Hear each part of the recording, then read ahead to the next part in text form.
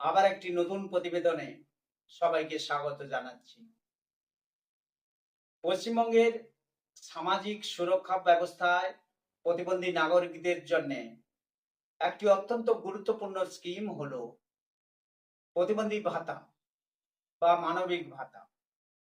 এই ভাতার উপর নির্ভর করে রাজ্যের বহু প্রতিবন্ধী মানুষ তাদের দৈনন্দিন জীবনযাপন, খাদ্য, চিকিৎসা ও প্রয়োজনীয় খরচ চালিয়ে থাকেন।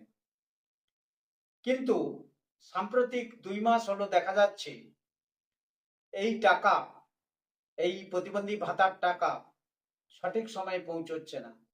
মাসের প্রথমে না পৌঁছে সেটা পৌঁছচ্ছে মাসের একদম শেষের দিকে।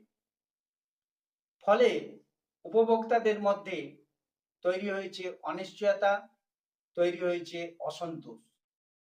বিশেষজ্ঞদের মতে এই বিলম্বের পেছনে একাধিক বড় কারণ কাজ করছে, যার মধ্যে আর্থিক চাপ, আদালতের নির্দেশ এবং প্রশাসনিক জটিলতা বিশেষভাবে উল্লেখযোগ্য।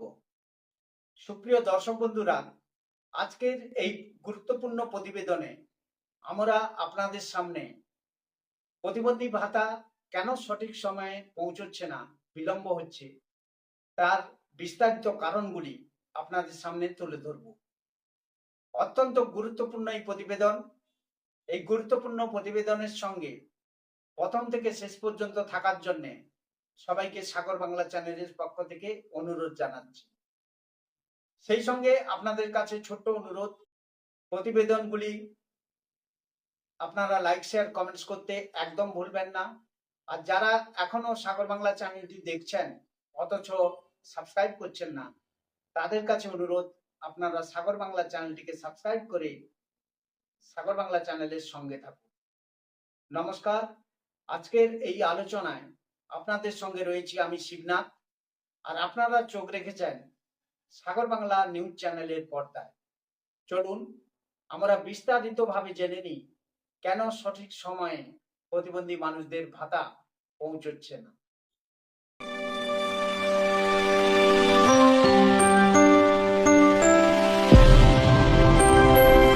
সুপ্রিয় দর্শক বন্ধুরা,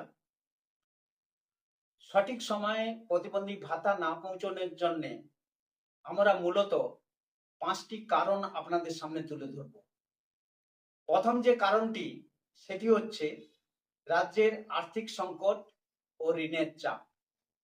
পশ্চিমবঙ্গ সরকার বর্তমানে উচ্চ ঋণের বোঝা বহন করছে।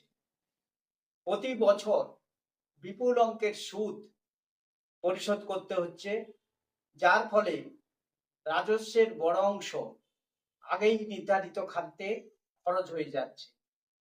এই পরিস্থিতিতে সামাজিক সুরক্ষা প্রকল্পগুলির জন্য প্রয়োজনীয় অর্থ বরাদ্দ ও সময় মতো রিলিজ করা কঠিন হয়ে পড়েছে, যার সরাসরি প্রভাব পড়েছে প্রতিবন্ধী ভাতার উপরে বলে আমরা সাগর বাংলা চ্যানেলের পক্ষ থেকে মনে করছি।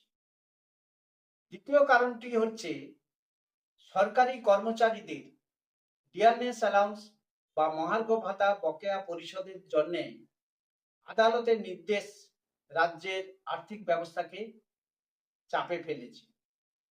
সুপ্রিম কোর্ট অফ ইন্ডিয়া নির্দিষ্ট সময়সীমার মধ্যে এই বকেয়ার একটি অংশ পরিশোধ করতে বলেছে রাজ্য সরকার। ফলে সরকারকে হঠাৎ বড় অঙ্কের টাকা জোগাড় করতে হচ্ছে, যা অন্য খাতে অর্থ ছাড়ে বিলম্ব ঘটাচ্ছে বলে আমরা সাগর বাংলা চ্যানেলের পক্ষ থেকে মনে করছি। এই বিলম্বের তৃতীয় যে কারণটি, সেটি হচ্ছে সরকারি আয় ও ব্যয়ের মধ্যে সামঞ্জস্য রাখতে অনেক সময় ক্যাশ ফ্লো ম্যানেজমেন্ট করা হয়, অর্থাৎ নির্দিষ্ট সময়ে কোনো খাতে কত টাকা দেওয়া হবে তা অগ্রাধিকার অনুযায়ী নির্ধারিত হয়। এই প্রক্রিয়ায় অনেক সময় ভাতা বা পেনশনের মতো খাতে অর্থ ছাড় কিছুটা পিছিয়ে দেওয়া হয়, যার ফলে মাসের শুরুতে টাকা না এসে সেটা পৌঁছচ্ছে মাসের শেষে বলে আমরা মনে করছি। এই বিলম্বের অন্যতম 4 নম্বর কারণটি হলো প্রতিবন্ধী ভাতা এখন সরাসরি ব্যাংক অ্যাকাউন্টে পাঠানো হয়।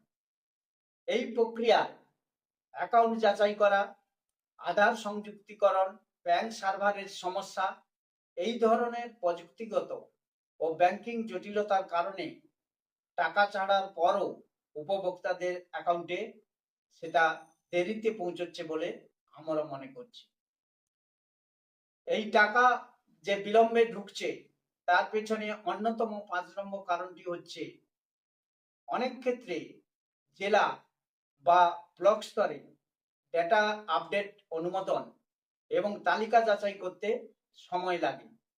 এই প্রশাসনিক বিলম্বের কারণে নির্ধারিত সময়ে ফান্ড রিলিজ হলেও সঠিক সময়ে তা উপভোক্তাদের কাছে পৌঁছচ্ছে না। দীর্ঘদিন ধরেই এই সমস্যা থাকলেও এখনো কিন্তু সম্পূর্ণভাবে সেটাকে সমাধান করা যায়নি। সুপ্রিয় দর্শক বন্ধুরা, আমরা মনে করছি এই যে প্রতিবন্ধী ভাতা সঠিক সময়ে ঢুকছে না, মাসের প্রথমে না এসে সেই ভাতা যে মাসের শেষে পৌঁছচ্ছে, তার পেছনে মূলত এই 5টি কারণ জড়িয়ে আছে বলে আমরা মনে করছি। প্রতিবন্ধী ভাতা দেরিতে পাওয়ার সমস্যা শুধুমাত্র একটি কারণের ফল নয়, বরং এটি আর্থিক চাপ, আদালতের নির্দেশ, ক্যাশ ফ্লো সমস্যা এবং প্রশাসনিক জটিলতা সম্মিলিত ফল বলে আমরা মনে করি। তবে যেহেতু এই ভাতা সমাজের সবচেয়ে অসহায় মানুষের জীবিকার সঙ্গে সরাসরি যুক্ত, তাই সময় মতো ভাতা প্রদান নিশ্চিত করাটা হচ্ছে প্রশাসনের কাছে এখন বড় চ্যালেঞ্জ বলে আমরা মনে করি। সুপ্রিয় দর্শক বন্ধুরা, আজকের প্রতিবেদনটি এই পর্যন্ত।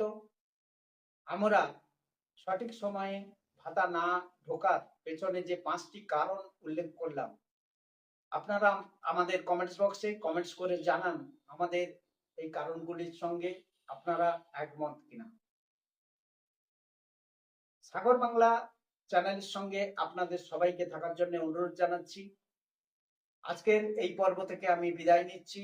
আবার দেখা হবে নতুন পর্বে, নতুন প্রতিবেদন নিয়ে আপনাদের সামনে উপস্থিত হব। আপনারা সবাই ভালো থাকবেন, সুস্থ থাকবেন, সাগর বাংলা চ্যানেলের সঙ্গে থাকবেন, কারণ সাগর বাংলা চ্যানেল একমাত্র চ্যানেল যারা প্রতিবন্ধী মানুষদের পাশে, প্রতিবন্ধী মানুষদের সাথে থেকে প্রতিবন্ধী মানুষদের উন্নয়নের কথা তুলে ধরে। নমস্কার।